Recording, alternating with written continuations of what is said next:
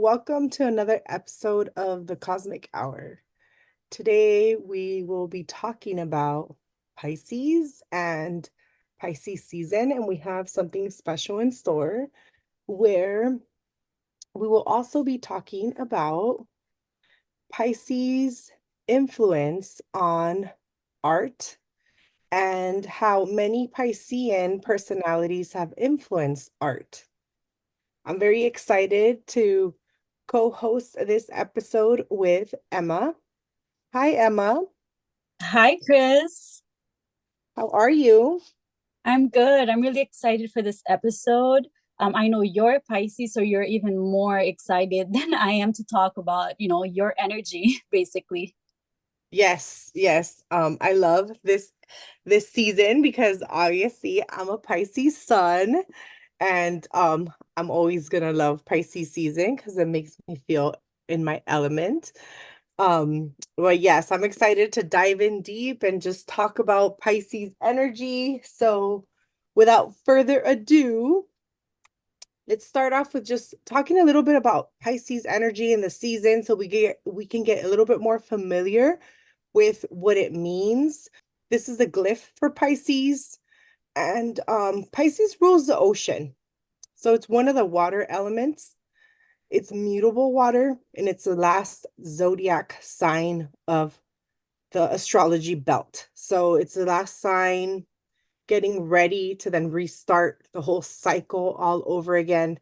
And stay tuned for the next episode where we are going to talk about the Aries season and the astrology calendar, which we're also very excited about because in that episode, we will be talking about the new cycle and how the astrological cycle impacts us compared to how we use the Gregorian calendar and that cycle. So stay tuned for that. But going back to Pisces energy and season, now here are some of the key traits for Pisces. And we didn't add all of them, but we just kind of wanted to add some that were positive and also some that were not so positive because, like we've mentioned before, all the zodiac signs have very positive traits and also some that are not so positive. And that's some of the lessons that we're here to express and work through because all of us have lessons to work through. Now, some of the best expressions of Pisces is creativity. So even if you're not a Pisces during this time, you can tune into the energy of creation and being more creative. Also artistry, being more dreamy. This is an energy that you can tune into the intuitive arts, music, things like that. It's also a very sensitive time, so you can tune into like lots of energies, just tune into your inner emotions. um it's a time where you can focus on yourself, so focus on being more in tune with yourself, focus on themes of being more either I don't want to say selfless. I know that's one of the key words, but what I'm trying to say is be more aware of your needs and also finding ways of serving others without sabotaging your needs.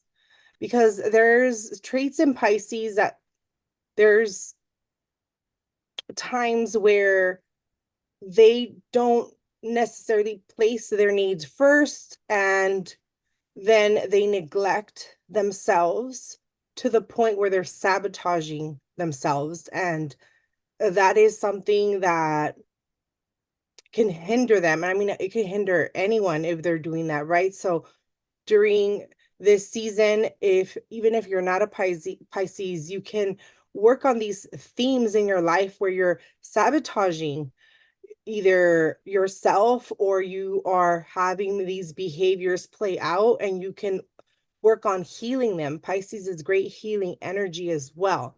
So learning to be um like less dependent on others to heal you and take more accountability. So like that, you are not necessarily crossing boundaries because Pisces energy is also boundless. Doesn't it's the ocean. So it doesn't have a lot of boundaries. Just kind of expands. So it could be a little complex and kind of go all over the place. And yes, this is why it could be difficult for some because it doesn't have a container. Yet it's really great for creative pursuits. It's really great for psychic development. It's great for artistic pursuits. And this time around, we have Saturn transiting the sign of Pisces, which I really think brings a lot of grounded energy. And it's bringing a lot of healing too, because Saturn just brings this Saturn is boundaries. So it's bringing more structure into Pisces. So it's bringing a lot of healing to Pisces people. And remember, we had mentioned this in our past episodes that we are all the zodiac within. You have a Pisces house in your chart. If you need a chart, I do offer a free birth calculator on my website. You can check that in the link below somewhere, or you can go to astro.com and cast your chart for free and look at your Pisces house, see what that rules, and you can work on setting boundaries in that area, in that place where Pisces sits. So you can have more healthy boundaries and you're not going to feel that energy of being selfless or lost or delulu. This is actually one of the words that Emma suggested. So Emma, tell us more about this delulu word. So the word delulu basically means, a person that's like very delusional about something that they either want or someone that they're a fan of. So it's been a word used in the internet community for recently, I want to say maybe about a year or so. And actually, it's interesting because recently we've seen the phrase, may all your delulu become trululu. And I think they came around when Saturn came into Pisces, and Saturn is like the reality and he wants to manifest things. And Pisces is that delusional energy where you can dream of something that you want. It has, like you said, it has no boundaries. So you can dream that um whimsical or very dreamy life that you want, or goals that you want, but with that Saturn energy is here to like help you manifest it and make it become a reality. So I've just seen that meme all over the internet, may all your delulu become trululu, and I'm like, that's very Saturn and Pisces. That's so cute. And it also reminds me of the expression of Neptune transiting Capricorn. And both you and I are from that generation of Neptune transiting Capricorn, which I know Saturn transiting Pisces is not the same, but it kind of feels a little bit very like it's Yeah, similar. It feels yeah. like similar territory, huh? So Mm-hmm. I really like that motto. I'm actually gonna keep saying it like, may your Delulu come become true Lulu. It's actually really cute though. Like it really fits it, honestly. Yeah, I it even does. like I'm imagining a little magic wand, like with little pixie dust. Yeah, I love it. Pisces loves that stuff. Choo-choo. Yeah. Yes, very dreamy like qualities. Really good for working on magic, also working on meditation and spirituality. I mean, all this is up Pisces alley. And I mean, this is a really, really good time too to rest, honestly, because Pisces energy can also burn out because it doesn't have boundaries. So it tends to kind of be like a sponge and absorb a lot. So So during Mhm, one thing that I wanted to mention when you were talking about Pisces being the last of the zodiac, um, mhm. and I think a lot of people misunderstand Pisces sensitivity or compassionate energy a little bit. And if you think about it, like, it's the last sign of the zodiac, so we've already went through the transit of all the sign, and then Pisces is literally like kind of like a sponge. After the sun has transited all the sign and absorbed like all the energy of the others, like Pisces is able to feel that and be compassionate of others, kind of like a sponge, like you said. Yes. it if we think of like the hero's journey and think of like every time this hero is traveling through a new zodiac sign, it's like it's collecting a medal as it's traveling through a new journey, and that would be a new zodiac sign. And every time it's traveling, it's collecting a new medal and it's changing and learning. And then it gets to Pisces, it already has earned 11 medals. So by the time it gets to Pisces, it already like like a sponge, it already absorbed all this energy. So it's like hyper intuitive, right? So it Mhm. gets to express this in the sign of Pisces. So in a way, Pisces is all the zodiac within, but yet it's Pisces. So it's not Aries, it's not Taurus, it's not Gemini. It is Pisces, but it has like a little bit of everything, yet it's still Pisces. So it's, I know it's difficult to understand, but for the most more advanced students, you'll understand what we're talking about. It's like more of like the metaphorical, like if we're talking about dimensions, right? It's like an understanding, like it transcended to a different dimension. Like you get to a different dimension where you see things from a different perspective. And in this Pisces realm, it's like the hero learned so many things, and now it's time to disconnect because it's carrying so many things now. So now it wants to let go of all these journeys. And this is where you want to rest and retreat. But you don't want to forget the journey. You want to grow, like you want to thrive from it. And how do you do it? It's usually energetically. And this is in the spiritual realm.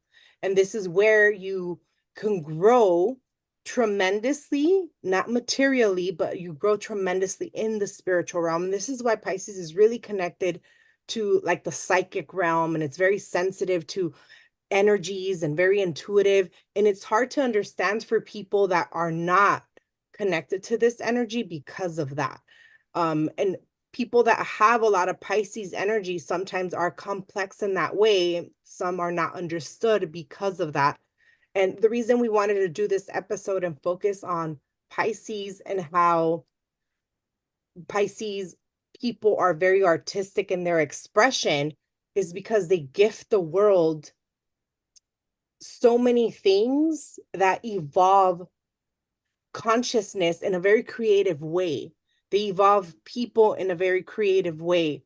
And I mean, it might not look as they're evolving us directly, but they are influencing us um, based on their creativity and what they're creating with their arts. And we're going to focus on more of the famous people because that's going to be more relatable to everyone that's watching the episode. But and only a few as well. We're not going to do everyone, but there's much research that you can all take in your hands and start researching Pisces energy, and you'll see there's plenty of Pisces actors because they have muse qualities that they can just like transform, and they can act and take major roles, and like like they kind of like transmute their energy and become different people. But then at the same time, if they don't know how to rest and retreat, they don't know how to let go of this energy as well. And that's one of the like lessons that we have during this season. We want to make sure that we're also resting, recharging, retreating. Emma, do you have a favorite way of doing that during this season? Oh yeah. I like, for me, I like spa days. I think that's how I like to recharge my energy. I also like to take solo trips at the beach and be near Yes. water. Um yeah, and yeah, I've noticed that with Pisces people, they need their alone time. They need to just rest and like kind of like recuperate their own energy. Yes. Um from other people, I have a few Pisces friends and they always need, they're like, you know what, like I need my time. I was like, okay. I don't know Yes. if you I can mean, relate to that as a Pisces. oh, I can definitely relate to that as a Pisces. I mean, I have a Leo rising, so I do appreciate having a lot of time like mingling and spending time with my friends and my family. I love that. because Leos are very social, but my sun is in Pisces. So I do need that time to decompress and be alone and just like relax and just have my time to do what I like to do. Because even the people that are around me, a lot of them don't share the same interests as me. So I do need that time for me to just say I want to read a book that I like I want to have that time, or I want to take a long bath and, like my magnesium bath or my essential oil bath. Like I just want to be able to chill in the bathtub for an hour and no one bug me. Like I want to be able to do this stuff. Um, and it takes a special kind of person to be with a Pisces, because you need this stuff and it's a priority. And others might not understand you, but once they know that if you allow a Pisces to rest this way, once they feel like fully rested, it's like charging their batteries. They're there to serve you, and they're going to be there to be your like heart and soul and your ears and your best friend and your best mom and your best wife or girlfriend, or like they're just there because they're full 100% batteries. So I mean, I think my loved ones learned that about me. So they learned that I need my quiet time, or I need my time to like listen to my own music, or just like sit in meditation. So one of my favorite things to do is really to take long baths, to take walks. I love spa days, massages. If I really can't like either budget that or I can't set the time for it, um, what I really do need, and it's not a negotiable, is meditation. I have to meditate on a daily basis for peace of mind, and a bare minimum of at least 10 to 15 minutes. So that's the bare minimum for me. And it's quick, it's nothing too crazy, but I mean, I would appreciate something longer, but just say I don't have the time because I do have a busy life. 10 minutes is not much, and I can squeeze it in the morning, in the afternoon. But I'm also a creature of routine because Pisces is not very fond of routines. So developing good routines, like you travel to the other side of the world, which is Virgo for Pisces. If you look at the mirror, you reflect to the other side, you get some help from that side, which again, that for that side, that would be Virgo for Pisces.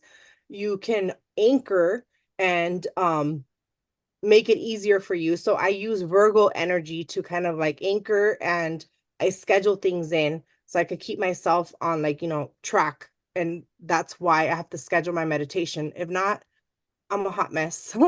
Because Pisces tend to be a hot mess. I mean, we lose keys that are like in our pockets. So sorry, I'm recovering from a little cough. But yeah, so those are the things that I like to do during Pisces season. Thank you for sharing too, Emma. Let's get to our people that we wanted to share. I think the first chart is Rihanna's chart. Yes, there we go. So Rihanna's chart, that she just had a solar return. So happy solar return to her, Miss Rihanna. So she is a Pisces sun, Aries rising, and also Aries moon.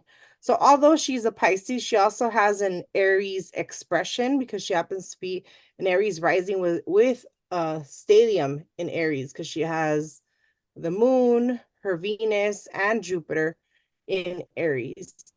Um, I would even say she has like a double stellium, because she happens to have a lot of planets in Capricorn too. It's like a cardinal thing going on, cardinal Mm-hmm. stellium. Um, Yeah, I've always been able to notice the Aries energy in her, even though I always knew she was a Pisces. But I think her cardinal energy, like you mentioned, is very strong in her. You can see it physically and also just how she presents herself. yes, you definitely can see, yes, the cardinal energy physically. And yes, and she's very feminine yet aggressive and assertive. And you see that in her expression. When she does her interviews, like she's not one that you can push around. Like puts her foot down, even though she has that very strong Venus rising, and Venus is always very central, and the moon's conjunct her Venus. This is a person that is going to be very feminine, very beautiful, and you see that in her, physical appearance, but it's an Aries expression. She doesn't let you BS her. She's never have. Like, she's always spoken her mind, and the paparazzis has never gotten away with anything with her. So, I mean, I have a kick listening to the interviews that she does because she's just like raw, and that's Aries energy right there. Like, she's just authentic, yet very creative in her music. She also has a very sensitive side. I remember a while back watching her special that she did with Oprah, where she bought her mom a house in Barbados. Like, it was like one of her bucket, what is it, bucket list. Bucket list. Yeah. Yeah. And she got emotional and she cried, and I was crying with her. I mean, I'm a fellow Pisces. Pisces cry. Like, this is what we do. This is our love language. We're crying for happiness, we're crying for sadness. It's just what we do. So she's crying, and I'm crying. Oh my God, she bought her mom a house. I'm like so excited for her. And I share that happiness with her. Like, I felt her emotions. Like, I felt how proud she was as she accomplished this for her and for her mom, for her family. She was so proud, and her mom was proud. Like, it was just a moment, and I'm like, wow, that's amazing. um That's that selfless energy you were talking about. exactly, exactly, like doing something, like, and I'm sure this was like a goal, like, has most likely she had this goal since she was discovered.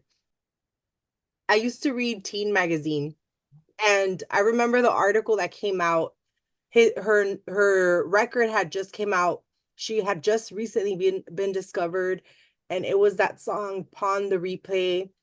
And shoot, I forget exactly what the title said, but I think it was like Music of the Sun or something like that. And I read the whole thing, and I was in the airport when I was reading it. I saw it in the airport, and I read her story, and I was just like, I love her.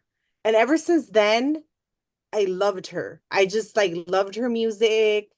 Like, I just always loved her personality. And then back then, when I read this article, I was already into astrology, but I wasn't really so much into looking into other people's astrology. I was just like trying to just understand mine. So I knew she was a Pisces because in the article it had said it, but I didn't understand her chart this way.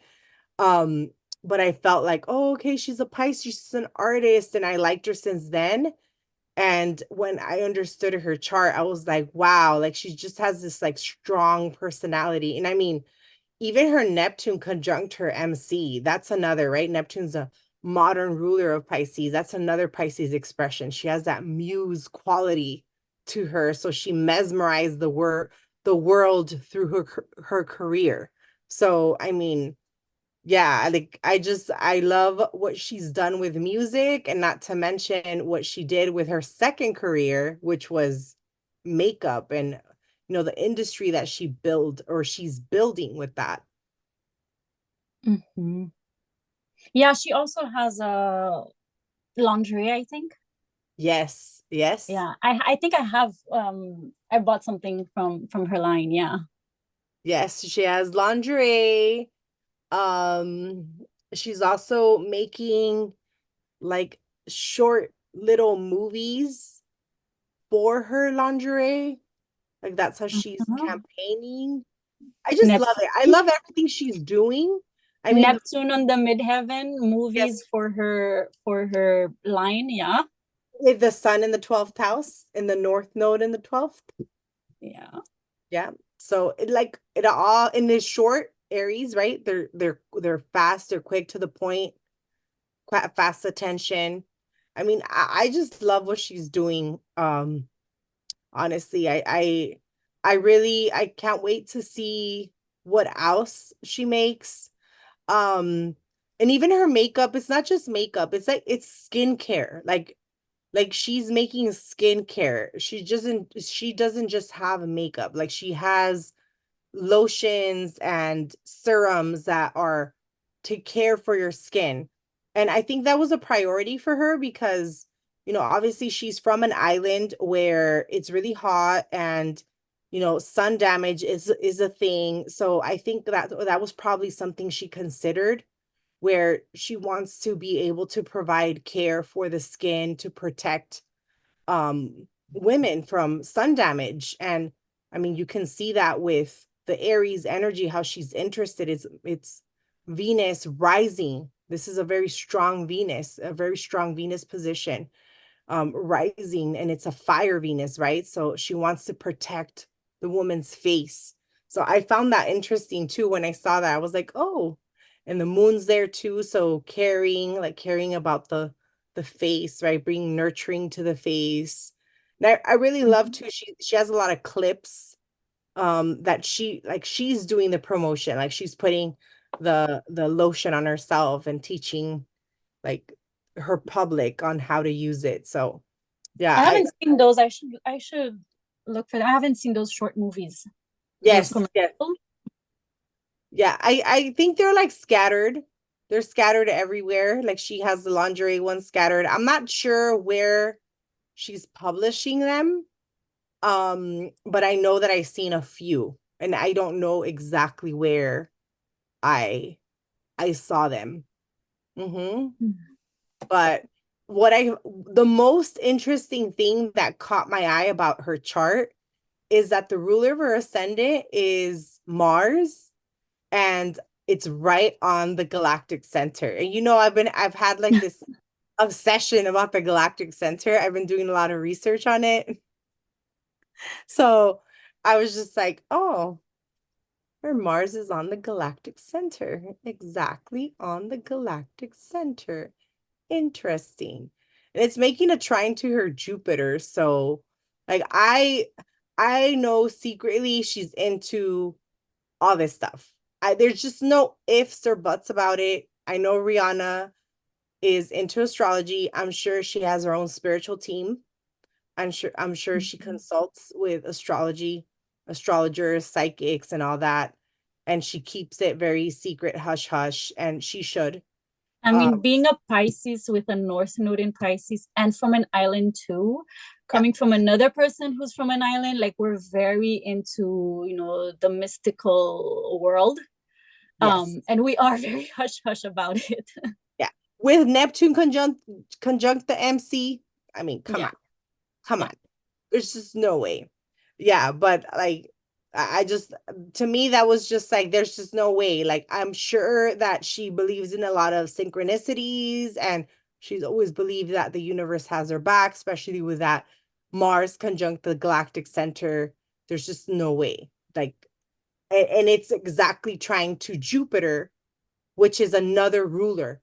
So she has both rulers of her chart in trine, which for her as an artist, the way she was found in an island. Jupiter rules Pisces. Pisces is already energy of an island because it rules the ocean, right? Um, and Mars rules Aries. So both the ruler of her sun and the ruler of her ascendant are in trine. And, she was found, discovered from that point. She then built her career. And I'm not saying she didn't work for everything she has. She definitely did. She has a MC in Capricorn. Everything she did, she worked for. I know that for Mhm. sure. But like she was destined for it. It was the universe aligned for all these synchronicities to happen for her. And it was just destined to happen. So it's just amazing. She has an amazing chart. Yeah, she does. Yeah. Anything else we should add? I think we're good. Great. So let's move on to the next chart, which I think is it Justin Bieber? Yes. There we go. So Justin, which he has an interesting chart too, honestly. Um, I hadn't really looked at his chart. Honestly, I listened to some of his music. I'm not a real big fan of Justin Bieber. I mean, I'm not either. Um, I what do they listened call to him. themselves? Like a believer, something like that. The Yeah, fans, that's what they call themselves. I was never a big fan either. But his chart is interesting too. yes. And I mean, I listened to his music because it was on the radio. Yeah, I same. don't, it's not that I don't like his music. I just it wasn't the type of music I listened to. That was just it. That's it. But I actually listened more to his music because my son, my little one, liked his music. He's always Mm. liked his music. Which I found very interesting. Like he would say, "Mom, put it up, put the song up." Oh, okay. So then that's kind of how I got introduced to Justin Bieber. And my son happens to have um Venus and Mars conjunct Justin Bieber's Jupiter. So I just thought funny. Yeah.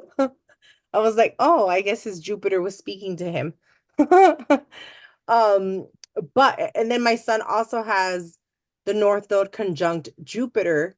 I'm sorry, the North Node conjunct Pluto, just like Justin Bieber, but in a different sign. So I found that interesting too, because that is what when I saw his chart, I was like, whoa, look at that. Isn't that some power? North Node, Pluto, and the ascendant. So he has power, like he came in commanding power. And few years ago, I mean, there was like this big thing, like my son's like listening to his music, and I was like, what's the big deal with Bieber? Like, I don't even know who this kid is. And they showed this documentary, and I was watching it with my little boy, and um, I saw his story, how since he was a little kid, he was singing, and Mhm. he just had the gift.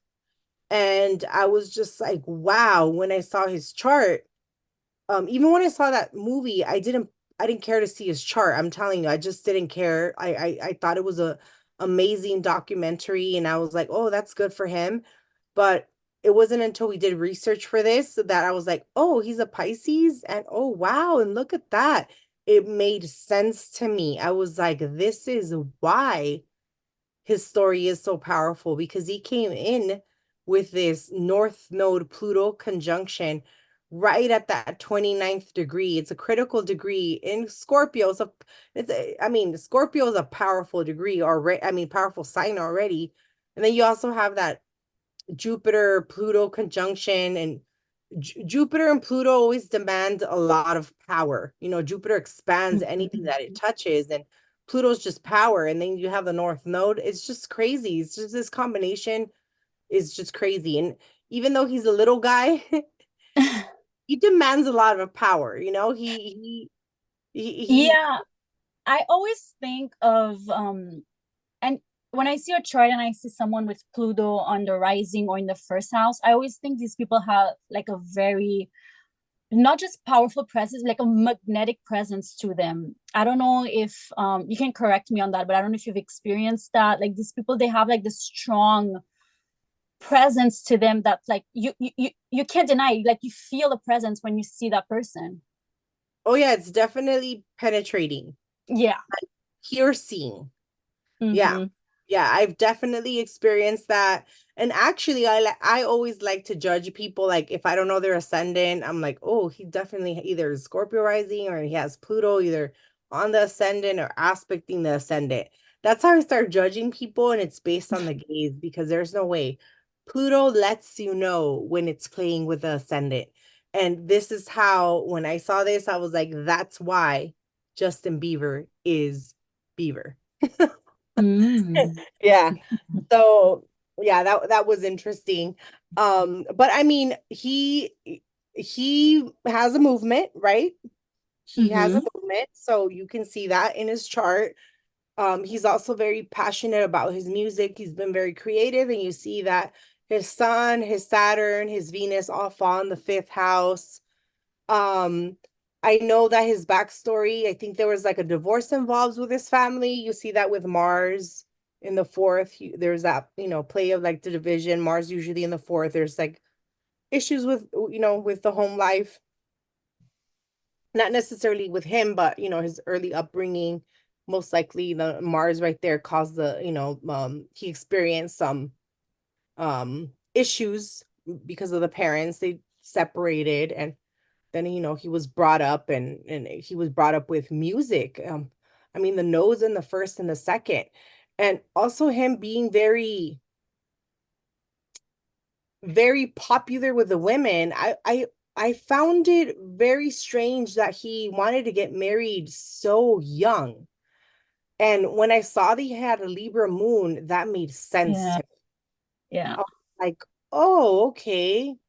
And also with a Scorpio rising, because I think Scorpios, they get a bad rep because Scorpios is a very sexual energy, but they some Scorpios can be sexual where they're very promiscuous, but then there's other Scorpios that attach, and they're not promiscuous. They attach to whoever they trust, and they can be sexual with that person only. So yeah, it just seems that that's what, that's his expression, where he's attaching to his partner, and that made more sense when I saw that. I was like, oh, okay, I see. It's like a safety thing, and uh-huh. no judgment there, but his chart totally made sense to me when I like his life and everything when I saw that. Yeah, and the South Node being in the seventh house, so he being, being used to being in relationships brings comfort. However, he's very young, so I mean, not sure if this is going to be a forever relationship. I don't know if there's Well, in the I've been okay, so I've been studying his chart and I've been wanting to do her chart also because on my Instagram I do celebrity relationship astrology for just for fun.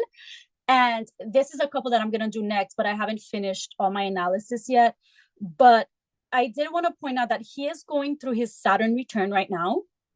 And they got married, I believe, in 2018. So next year will be their 7th year of marriage. So we both know that Saturn return brings like changes. There's a lot of maturing that's happening, but also with the 7th year of marriage, that's when the relationship is like tested. Like the foundations of the marriage is tested because the 7 year mark is refers to Saturn, like a Saturn cycle. Yeah, you're So right. Yeah, and then Saturn's going to conjunct his sun, and that's and then his Venus. Venus. Yeah. And at the same time, it's trining all his like first house. So I'm not sure if maybe the word baby is coming around because that's the fifth house.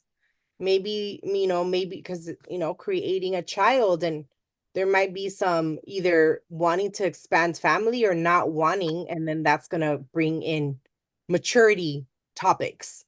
You know, are we going to expand the family? Are we going to have a family? Are we not going to have a family? And that can make it or break it. I know though those transits from Saturn to planets in the fifth can be I mean, they're pivotal for sure. Life changing for sure. I mean, I just had some. Being a Pisces, I just had Saturn on my Pisces Venus. Yeah, And he's gonna have that next year. So that's gonna be really interesting to follow with their relationship. yeah, no walk in the park there. But I can tell you it's a gift. I've always said it. I appreciate Saturn. I've always said Saturn is like, Saturn saved my life, honestly. He's helped me see things in a way where I valued the lessons versus why me, or being like the victim. Even though I can sit there and be and play the victim, I feel like I can always look at the positive and learn from it. And if I wouldn't have tuned into my Saturn, I don't feel I would have been able to see that. So even though Saturn lessons can be hard, if we can see it from a different perspective, I think that's where the beauty of those lessons come. So let's see what happens with Justin. Yeah. Anything else we would like to add? Yeah, so I want to mention, okay, so in whole sign, he has his moon in the 12th house. If we move it to Placidus, if we switch the chart to Placidus, some of his planets, some of his Scorpio planets, Jupiter, North Node, and basically Pluto move in the 12th house, Mhm. also meaning that his South Node will be in the 6th. And he is someone who suffered from mental health a lot, and he's been vocal about it too. Depression. Also, he he had a lot of issues with addiction and escapism. He used to escape a lot, and in true Neptunian fashion or Pisces fashion, like he, I guess the fame was a little bit too much for him to cope, so he resulted in escaping from his fame life while turning to drugs, which also affected his mental health for a while. So I just thought I wanted to point that out because we can see that in his chart, even if we leave it in whole sign houses with the moon in the 12th house of that, that retreat and escapism and self-undoing house also in a way. Yeah, you can still see that because I mean the moon in the 12th is Mm-hmm. going to act that same way because moon rules the mind, right? So it's still, especially with men, I think the moon in the 12th is more troublesome because traditionally the moon, well, it already rules our emotions, and we are, society always says, oh, men have issues with expressing their emotions. I'm not saying that all men do, right? But that's what society says. So then we put the moon, a planet that is known to rule the emotions, in the 12th house for a male archetype. And it's even in a sign that is, it's still a masculine sign, but it's more of a softer masculine Right. sign, right? It's a balanced sign that has to consider other people's emotion, like another person, another party's emotion. So then it's putting others' perspective or feelings first before Right. theirs. So it's going to struggle as well. So you can see that. But even then, the ruler of that moon is Venus in Pisces. So it's sabotaging. Right. And the moon is also squaring Neptune. Yes, exactly. Exactly. Squaring Neptune. Yeah, so you can still see that, like, no matter what, whether it's Placidus or it's whole sign, you can still see, like, there's no way for him to escape it. And I mean, I use both whole sign and Placidus. However, when it comes to the psyche of the person, I use Placidus. When it comes to predicting like what's gonna happen, just say like for the next 12 months, I use whole sign. So I use a combination of both. And this is because I played with both of these house systems and I compared it not just to my chart, but clients that I've interpreted charts for. And I feel very comfortable going back and forth with both. And like numerous times, and I'm pretty sure Emma could probably vouch for this too, that when you go back and forth, you can just see Yeah, validity in both. Like it's definitely. just, yeah, there's just overlap, and you'll see that like it's like whole sign will be your hand, but Placidus is gonna be your fingerprints on your fingers, right? So Placidus gives you like a more zoomed in approach, yet whole sign is still accurate because it's still outlining your hand, like no matter what, like it's still there. So yeah, it's very interesting that no matter what, it still has like an influence. And something else that I wanted to bring up, I mean, this was a few years ago, and this is when the Beeves came came into my reality, like when because I like boxing, I love boxing, and I remember seeing him. show up in the boxing world with Mayweather. And I was like, who's this guy? Yeah, that's true. I remember that. And that happened most likely around the time that Pluto was conjunct or like passing through Neptune and Uranus for him, because Pluto just left this conjunction over here.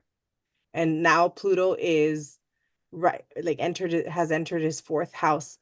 Um, well, in whole signs, it has entered his fourth house. In Placides, it still has a while because his fourth house is angular. So it's like his MC's in the 11th. So his fourth house is gonna be over here, like in this area over here. But yeah, in whole signs, it's right here. So it's it's interesting. Because that to me that wasn't expected. I was like, what? He's hanging out with Mayweather? Like, who is this? Like, doesn't he make music? And he just, I mean, his voice, he has a voice. Like, and it's very angelic. It's a very good voice. He has a voice. He has a very good singing voice too. So for me, it was just like, what are you doing in the boxing scene? You don't So belong. Go sing. ghosting. Another thing also with him, so we didn't really talk too much about Pisces being, well, we said that Pisces has to do with spirituality and the mystical world and stuff like that, but also religion. And religion is really big in Justin Bieber's life.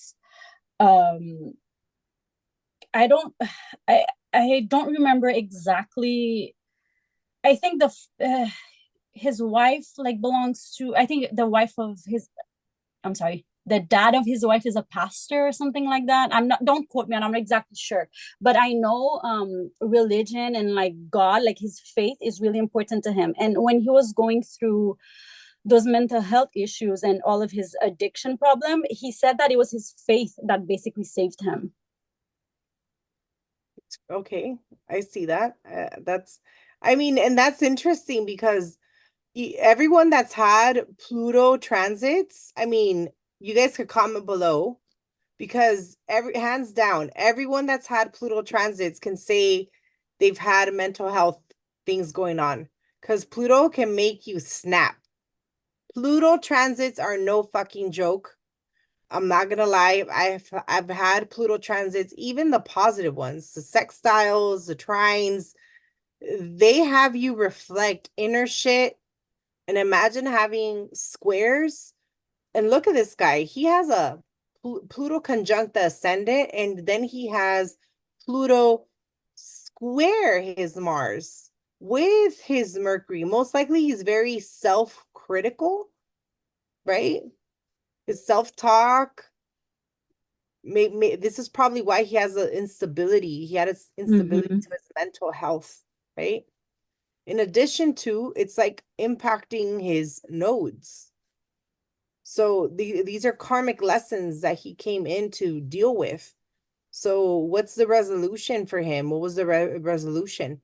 I mean, mm, does it make, yeah, Venus, a woman, Venus makes a trine. I mean, it's not exact, but maybe her coming in, yeah, Venus, look, yeah, I think that's a resolution. Venus makes a trine, and that's Pisces energy. So her faith, and also look, Uranus and Neptune, a sextile. Yeah. That's interesting. Wow, I didn't know that about him. Yeah, I think he's been vocal about it, about his faith and um posting more like inspirational stuff about it too, I think. I don't know. I'm not a big follower or believer, whatever you call it, Beebs. So I don't know too much about that. But Believer of the beeps. But look, he has a cross right on his chest, and then he has the Lion of Judah. So yeah, I mean, good for him. Good for yeah. him. I mean, yes, there is this big, I mean, Pisces rules Christianity, No. Yeah. Yeah, they could either be very spiritual that way or very religious. I mean, I'm a combination of both. I consider myself a very strong Catholic, but yet I'm also a astrologer, and I incorporate my astrology beliefs in my Catholic faith. So, these are my beliefs through my research and my upbringing and everything. And I mean, you can't change them because these are things that I believe in, and it's just very strong faith that I have. And it's just Pisces. This is what it is. No one made me believe this stuff. It's just like my faith is that strong. So I can see that in him. Okay, interesting. Well, thanks, Beeves. Let's move on to the next. uh, so now we have someone else which was born like literally like days apart from this guy. That was very interesting. When we were prepping for this talk, I was just like, wow, okay, so we have two artists, both Pisces, um, just born what, 9 days apart? 9 days apart. Yeah. 9 days apart. Yet for Bad Bunny, or what's his first name? Benito? Benito. Yeah. Yeah, Benito, we don't have his time of birth. Yet me and Emma had a conversation about this, and hands down, I think he's a Capricorn rising. I'm not gonna go into why I think he's a Capricorn rising in detail, but I talked to Emma about this thoroughly on why I believe he's a Capricorn rising, and no one's gonna change my mind until I see a time on a birth certificate or he discloses it. But there's like a lot of reasons why, and I pointed those things out. But one of them is his very Aquarian personality. And this is just because if he happens to be a Capricorn rising, then this Uranus, which is a traditional ruler of, not traditional, the modern ruler of Aquarius, and conjunct the modern ruler of Pisces, they're going to be much more stronger in his personality. And he has something grounding about his energy that I don't feel like he's not like 100% Aquarius rising. So that's what I'm going with, but we're going to use a sun chart because we don't have his time. We don't we don't know what his time of birth is. I just don't think he's a Pisces moon. I don't. And I think you and I are the only ones who think it's an Aquarius moon. I've been searching online to see what people say, and almost everybody puts him as a Pisces moon. Yeah, And there's no way. there's already too much Pisces going on for him not to have that Aquarius uniqueness, quirkiness to him. I will challenge those people. I'm just like, there's just no way. I mean, the only way that I can justify a Pisces moon would be that we would say that the moon would be considered a dark moon at that point, and we would say that the expression of the moon would be voided. So then we would say that the sun, Saturn, and Mars would overpower the moon. So it would be besieged, technically. It would technically be besieged because I don't think the moon only travels about what, 12 to maximum 15 degrees per day. So if anything, because some of the day was in Aquarius, the rest of the day is going to be in Pisces. It's probably going to be wedged between Saturn and the sun maximum, right? It's like somewhere between Saturn and the sun. So it could be, next to Mars, Saturn, sun, but not past the sun because it's already too many degrees. The sun is at 19. It will be the next day by that time, like March 11. So, and the sun's considered a malefic. So that's the only way I would justify a Pisces moon, because then at that point, the moon, which is a benefic, would be considered besieged. And then when a planet is besieged, that means the expression of the planet is hindered and the emotions of the planet cannot be expressed. So then what happens to that planet? The qualities of that planet will be lacking in the person or not fully expressed correctly. So that means, I mean, for the moon not to be expressed in a person correctly, he might be narcissistic. I mean, I don't know him well enough to say that. So I don't know if he is. Do you get what I'm saying? I don't Yeah. so but that would be an expression of a lacking moon because the moon rules our emotions. So if we're saying that a person is not able to express their emotions well, what is that going to translate in society as a narcissistic person? So I don't know if he is or not, but I don't think so because I mean, one of the things that we were talking about that he did was he stood up for a person that was they were Transgender. yeah, the transgender person that they were assaulted, right? Yeah. They were Assaulted or killed, or I yeah, can't remember. yes.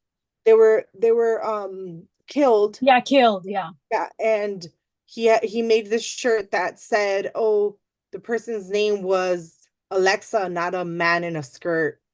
And that's when it was a statement to stand up for the um ooh, LGBTQ. there we go. I was gonna get the acronyms incorrect. Mm, Sorry.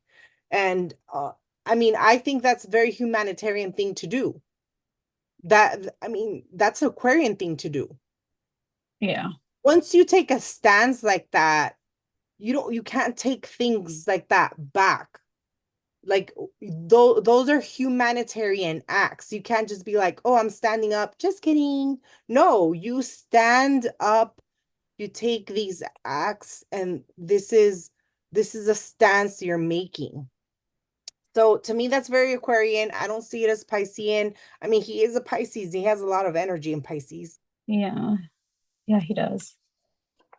That's an emotional expression that he was emotionally expressing himself of what he thought of that act. So Exactly. the moon is emotion. Hands down, Aquarius moon. My mind is not Period. period.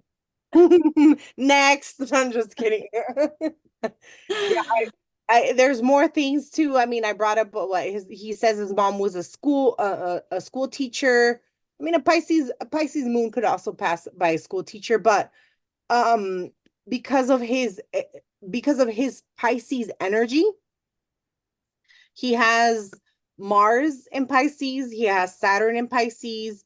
That means the moon will be damaged because the moon in Pisces conjunct Mars, the moon will express damage if it's conjunct Mars. There's something about the Yeah. moon that, so it'll be hurt. So I don't think so. I think the moon's going to be in Aquarius because he talks highly about his mom, that his mom was an intellectual, encouraged education. That's Aquarius. That's an Aquarius mom. Either way, the focus here was artistry. So I just found it very interesting where he's a Pisces and again, he was discovered. He doesn't have a story like the Beeves, but he has a similar story where um he was obsessed with music. He was making his own music and then he gets discovered and he blows up and he was only born 9 days later. And he has that similar combination, yet he doesn't Yeah. have on the ascendant like the Beeves. Now, I mean, thinking about it, thinking about it, I could see him as a Scorpio rising.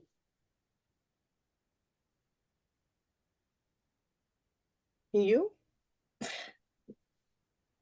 Uh, yes, I have thought about it too. Where would that put his moon? I think his moon will still be His moon Aquarius. would still be in Aquarius. Yeah. Yeah, I thought about him being a Scorpio too.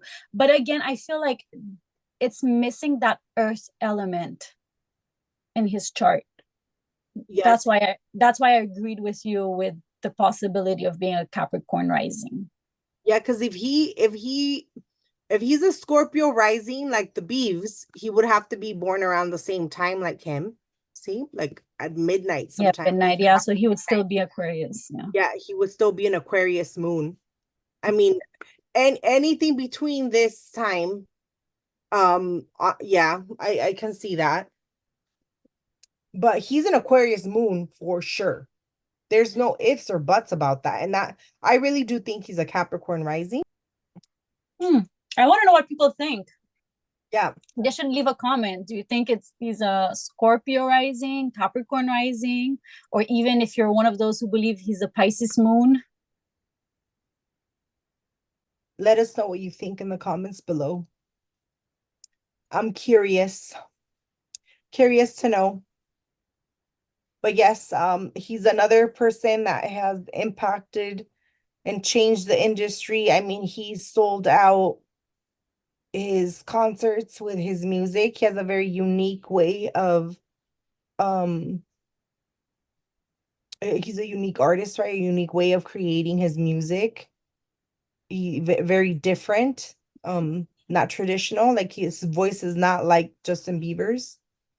Very different, very different types of beat. Yet, I mean, he's making his impact. Um, so another creative Pisces energy. Yeah, and I also think his Mars Saturn conjunction in Pisces kind of, helped him give him the discipline and also the persistence to, you know, to go after what he wants. Even though we're lacking that Earth energy in his chart, like having Saturn and Mars combined gives him that determination. Okay, and I think we're done with him, right? Yeah. Okay, so then lastly, we had to throw in a sports guy because even though he's not an artist, I still consider his work artistry because honestly what he does on the court is just amazing. He's proved a lot of people wrong that didn't believe in him, and you guys have to watch his movie. It's on, dang it, is it Apple? I think it is Apple TV. Shoot. I think it is Apple TV. Either way, I mean, I'm not getting I'm not getting anything out of it if you watch it or not. But I didn't even know he had one. yes, he does. He has a documentary where he talks about his journey. Um and I mean I think it was a really good documentary, honestly. And hold on, let me look it up really quick. I think it is Apple TV. Stephen Curry. Yes, it is. It's underrated. Stephen Curry, Apple TV, underrated.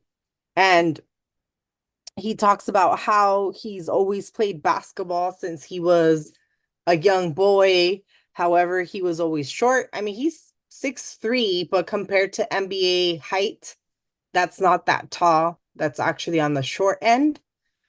And he worked very diligently. And this is one of the things that me and Emma were noticing, that a lot of Pisces energy goes into, they go into sports. And, he happens to have a sun in Pisces conjunct the North Node. Um, so he wasn't picked right away to go into the NBA. He took the scenic route. We can say that. He went to college first and he improved and he was very dedicated. And you can see that stellium in the sixth house, right? He has Capricorn Mm-hmm. there. So he worked really hard. He has an exalted Mars conjunct his Neptune. Um, but what he's known for is his three pointers. Now, I chose this picture because I find this signature very interesting. So he's known to do this with his mouth guard. He has this like sensory thing going on where he chews on his mouth guard. And he's doing this often, and you catch him on camera doing this often.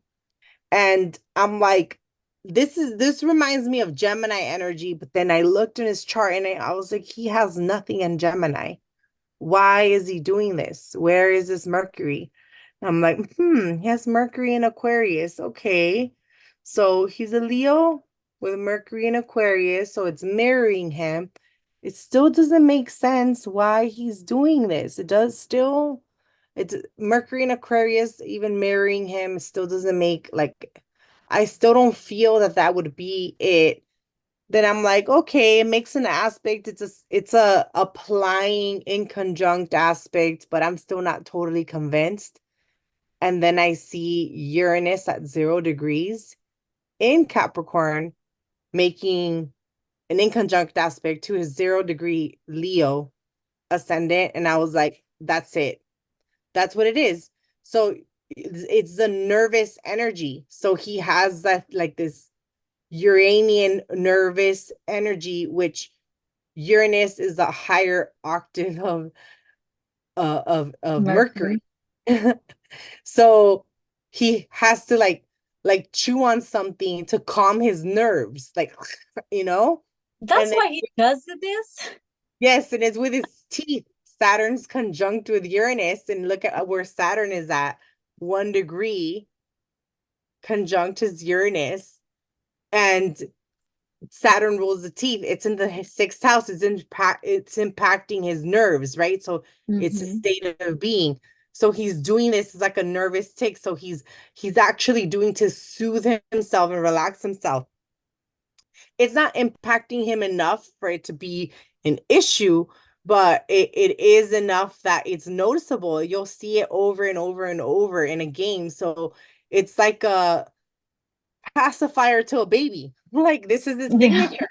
This is why you see it often in his pictures, like, and he is like whatever about it. Like, yeah, catch me chewing on my mouth guard. Who cares? like, like, I don't care. you know. Um, so I that's why I included it because I'm just like, I want to get to the bottom of this. Why is it that you're doing this? And obviously he's not the only one that chews on it. A lot of the players chew on their mouth guard. But he's the one that you actively see playing with it, fidgeting with it. And I was just like, why is this nervous energy just coming out over and over? And it was that. I mean, he also has, like I said, Mercury's also making it in conjunct. So it's not just Uranus. So he has both of these hyperactive planets doing it, right? And then Mm-hmm. the moon is also making in opposition. It's far, but it's still there, making an opposition to his ascendant, and it's an Aquarius moon. So he's having like a lot of things like just aspecting his ascendant. So I can see why it's impacting him. So, and it's Aquarian energy to Leo. Um, I got this time from Astro Theme. It's the grading was, I believe it was A, so it was I just checked. accurate. Yeah, it's pretty accurate. It's double A. Yeah, yeah. I remember seeing it. It was accurate. Yeah, he has a very persevering chart. You can see that with that Capricorn energy in his sixth, and he worked really hard. And in his documentary Underrated, which you can see with all this Capricorn energy, like he worked diligently to get his position. And you see that Mars aspecting his MC, and it's a square. Yeah, and Mars, it's the ruler of yes, his his MC. MC. Mm-hmm. Ruler of his MC, working diligently. But you look at Jupiter aspecting his ascendant. So he has also a lot of good things that were aspecting his, like, ascendant. one thing too, his father also played professionally. He ended up being shorter than his father. So he's not as tall as his father. And that was one of the things, like he didn't live up to like the expectations, like they were like expecting him to be as big as his father, and he wasn't. um and that was always like a thing, like like he had to work through that, but his father helped him develop his skill. So he's known for his three pointers. So he shoots from afar, and he's a threat that way. Which I find that very interesting. And look at his body. I mean, he's very defined, very muscular, and that's Mars energy. And you combine that with Saturn. Saturn also has impact on the muscles. Saturnian people tend to have very defined, bulky muscles, and he's a slender person. He really reminds me of a Gemini body, honestly. You can see that Mercury in conjunct aspecting his ascendant really come through. Like Yeah. I, I can see the Gemini. Yeah. if I was to select a character for Loki, it would be him. I'm like, yes, Stephen Curry can play Loki. I would like him for Loki. I really do see it. It's just I see that trickster type of energy come through. It just, you can see that mutable energy. Um, but you can also see like the real stable Saturnian energy too, like the defined muscles. Like you can see that. And I mean the confidence. Come on, look at that. Like that's Leo all the way right there. Yeah. Leo energy all the way. So he has an interesting chart. Um what I found interesting though is the sun conjunct his north node. That was interesting for me. So he wasn't born on an eclipse, but he was born just before one. Yeah, just a day or two days before. Hmm. Yeah. Yeah, so a lot of people that are born during eclipse, like their personality, their life and personality, very unpredictable, a lot of changing events. And I think that you can see that in his life. It let him through like a lot of changes, a lot of unpredictability. Like he at the end didn't think he was gonna play ball for the NBA, and he ended up getting selected. And I mean, that Jupiter Venus conjunction in the 10th really came through for him.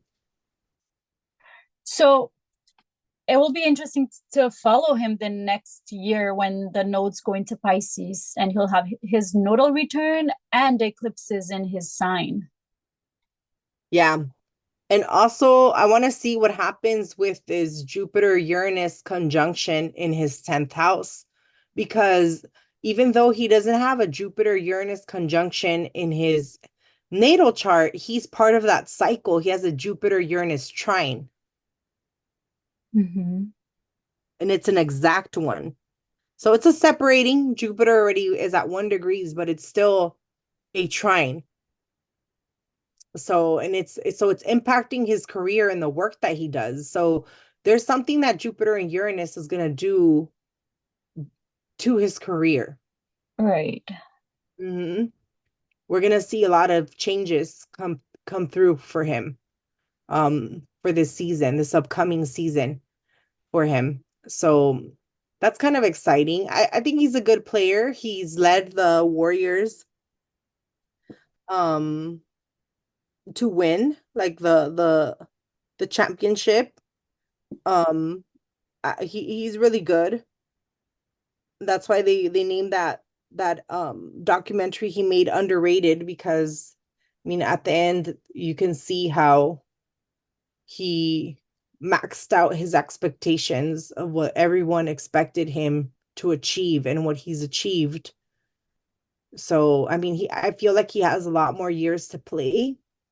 Another thing too that I found interesting is that he got his one of the things that in the documentary that was very important for him to accomplish, and this was something that was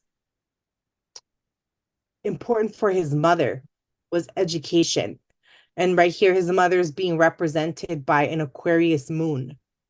And his mother was a college grad. Again, bringing back Bad Bunny.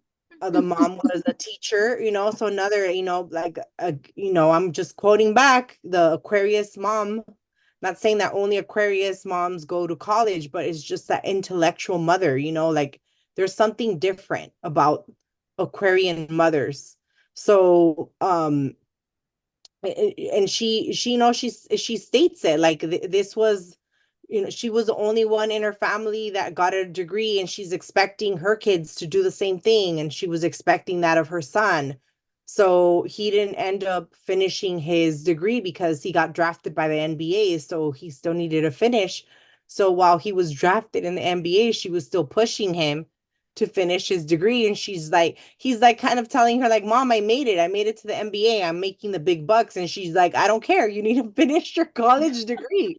And I just found that so funny and interesting because he has his MC in the ninth house of education. And I was just like, oh. And then what's even more interesting, he did his thesis on women's sports. Really? Yes. So Jupiter rules organized sports, like big sports, like basketball, and he has Jupiter conjunct Venus. So when he like in the documentary, he mentioned, oh, the inequality of women being underrepresented in sports. So he did his thesis around that. He has two little girls and a little boy. So I'm not sure if his daughters had any impact on that. I'm sure that he probably has his daughters in sports because he has, his daughters, and he's definitely in sports, so I'm sure that he's bringing up his daughters to be um playing sports as well. So maybe that's like that was his motivation to do his thesis on that. But that was like my first thought, like, wow, he did his thesis on Jupiter, like that Jupiter Venus conjunction in the 10th, because he could have focused on something else. Maybe he could have focused on his own personal experience, he could have tailored it to him being, his height, like men his height being underrepresented in the NBA. But he didn't. He focused on women. So I found that interesting. Interesting. I didn't know that. Huh. Yeah, so I'm not sure what else he's planning to do. But check out his documentary. His little boy is the cutest. He has this little saying in the documentary that he says, he's like, shh, get buckets. And I just thought he was the cutest thing. I wish I could pinch his cheeks. He's one of those kids that you just want to like squeeze and kiss, like, oh, you're so adorable and cute. Yeah, he's so cute. So I wish him luck. I hope he has a really, really amazing career in whatever he does. Um, I mean, he's gonna keep working. He's a workhorse. Look at all that Capricorn energy. Um, I mean, Mars and Capricorn, these are busy, busy ass people. He was in the NBA and went back to school. He graduated. I mean, and if anyone can do it, is people with Capricorn stelliums in the sixth house, Capricorn stellium, yes. right? Okay, sorry about that. I have to keep coughing. So, anything else you would like to add? Um, Not necessarily. I don't know too much about his private life. Because I see he has Pluto in the fourth. So I don't know how his early childhood was. I don't know if you have any insights on that.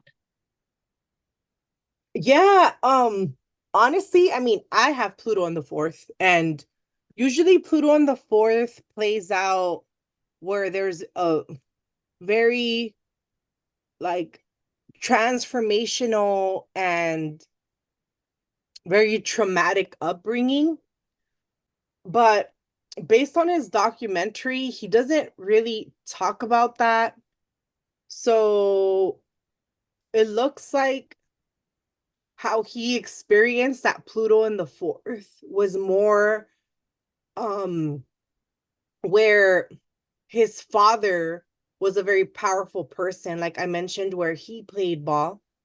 So it was like I have to follow the person's, like this person's footsteps. So he was playing basketball. It's like I'm following the footsteps of a powerful person, my father, right? So as you know, being brought up in a house like that, um, it's, I mean, technically it's a trine, Pluto trining his son. So it's not necessarily a like it's bad, it's not bad. He never really expressed issues that was in the focus. The father was in the picture. So that's where to me it doesn't make sense, because even with the sun conjunct the node, usually I see whenever the sun is conjunct the nodes or any of the luminaries, we see some type of disconnect with the parent. There was either a parent missing or the child feels like the parent's missing.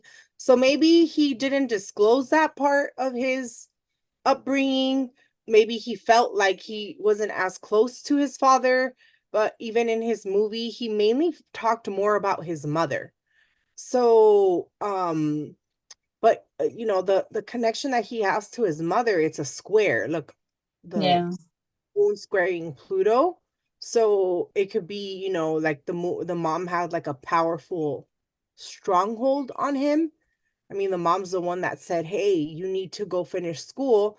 But you know, you see that square there, but then you also see the moon making another square to Jupiter and Venus. So it's like Jupiter and Venus harmonize it, you know, in an opposition to Pluto. So look, it's like a grand cross, right, with an ascendant.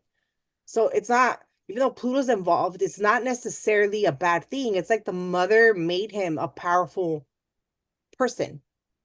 Like the mother pushed him to become the powerful person he is now.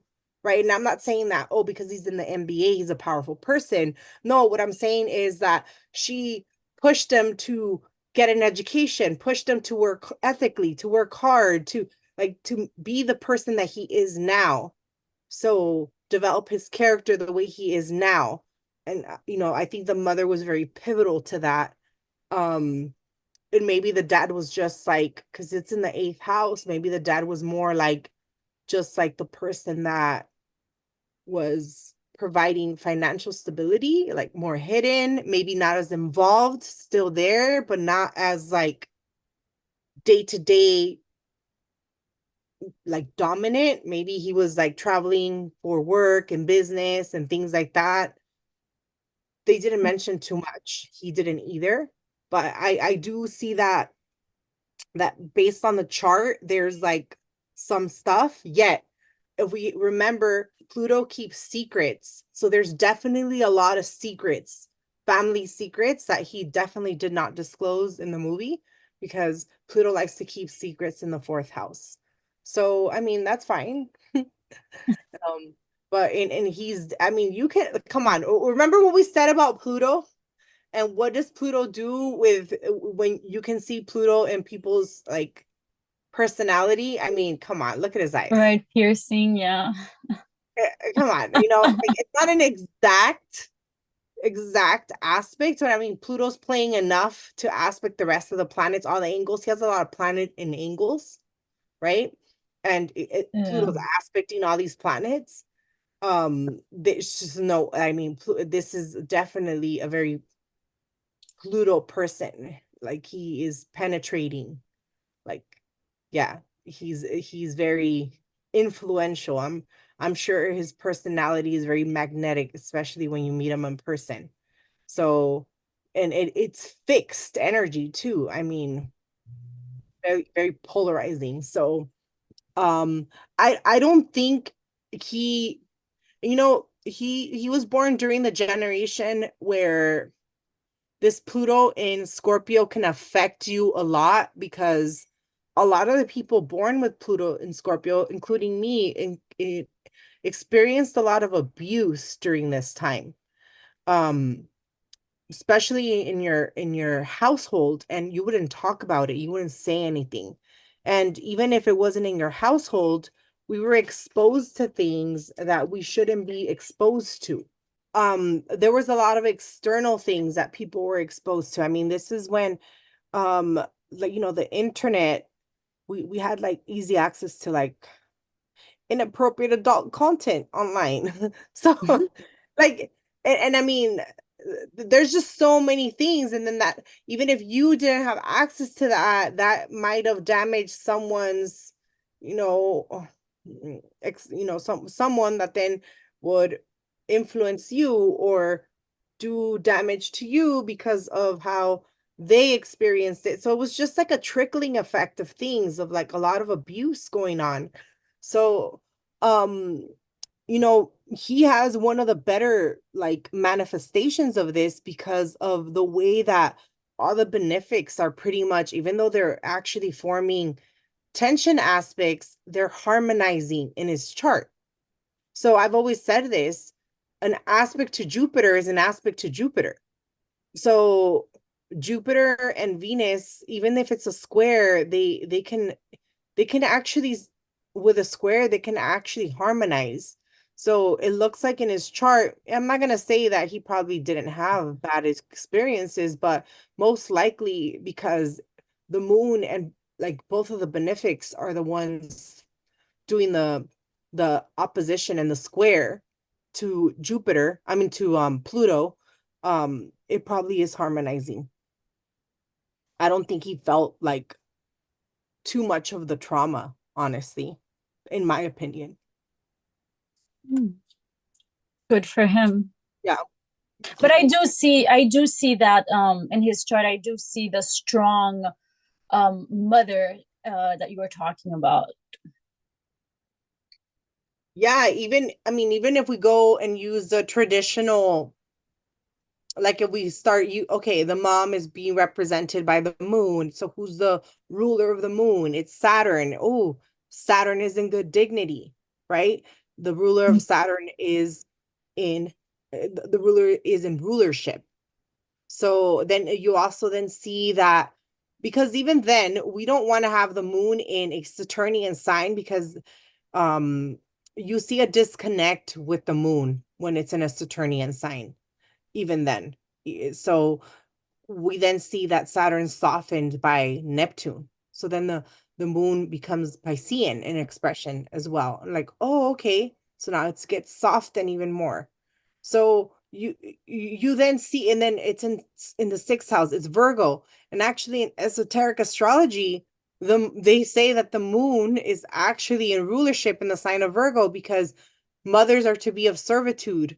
So, I mean, I don't know if I agree completely, but I also do see that because I am a mother and I am of servitude to my children. So there is some truth to that, I believe, but we still need to be nurturing. So I also believe that Cancer also serves as the archetype of the moon. So I don't completely agree that Virgo is the ruling archetype, but I do feel that Virgo does work for the moon as well. Um, I feel that it can work for the moon. Um, I don't necessarily agree that it would be like the ruler, but I don't think like it's a bad position for the moon, like completely like other signs could be. Yeah, I don't know how I see what you're saying with the servitude and caring for others, but I feel like Virgo also has there's a little bit of anxiety that comes with Virgo that would like damage the moon in a way. Exactly, exactly. And I have a Virgo moon, and I can vouch for that. So Yeah, especially with the over analyzing and overcritical. exactly. So I mean, there's always going to be, those positive and negative traits in every sign. So Yeah. it just the combination of how everything gets expressed, I think that's the most important. But yeah, he has a very interesting chart too. It's just interesting to see how like the dynamics play out for all these individuals, and how there's a lot of similarities in their expression, yet a lot of differences as well, especially in the layout, right? The Yeah. only one we didn't have the actual time for was um Bad Bunny. yeah, Bad Bunny, but everyone else we had the time for, and you see the difference in the layout. Hmm. Well, this was it for the Pisces episode. I really appreciate everyone's time, and we will catch everyone later for the next episode. Thank you so much, Emma, for joining me. Thank you so much, Chris, for joining me on this episode. This was really fun. And it is going to be your birthday soon. So happy solar return. And I hope that you spend it just the way you want to spend it. Thank you, and see you all next time for another episode of the Cosmic Hour. Bye, Emma. Bye. Thank you.